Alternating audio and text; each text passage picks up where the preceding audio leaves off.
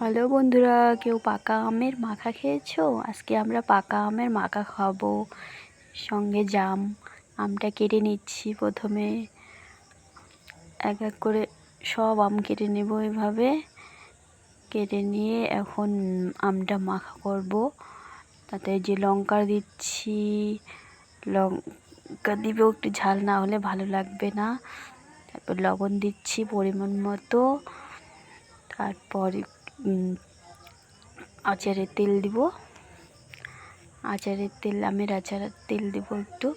তেল দিলে আমের মাখাটা সুন্দর টেস্টি হয়। বন্ধুরা, তোমরা খেলে চলে এসো।